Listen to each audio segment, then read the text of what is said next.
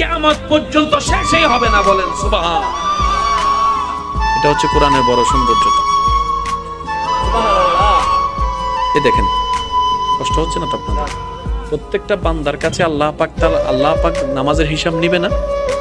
বলেন না, নিবেন না? রোজার হিসাব আল্লাহ তাআলা কিন্তু শুকরিয়ার হিসাবও নিবে। কি কি শুকরিয়া করছস বল। এবার চোখে দিয়েছেন কে?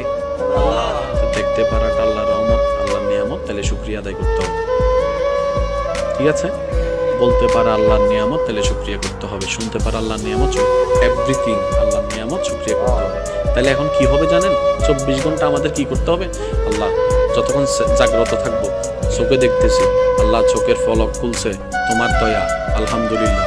চোখ বন্ধ করছি, তোমার দয়া, আলহামদুলিল্লাহ। হাঁটতেছি, তোমার দয়া, আলহামদুলিল্লাহ। বসতেছি, তোমার দয়া, আলহামদুলিল্লাহ। খাইতেছি, তোমার দয়া, আলহামদুলিল্লাহ। দুঃখেসতেছি, তোমার দয়া, আলহামদুলিল্লাহ। পেটে গেছে, তোমার দয়া, আলহামদুলিল্লাহ। তো একটা বান্দা যদি 24 ঘন্টা শুধু আলহামদুলিল্লাহ বলার থাকে, সংসার করবে কখন?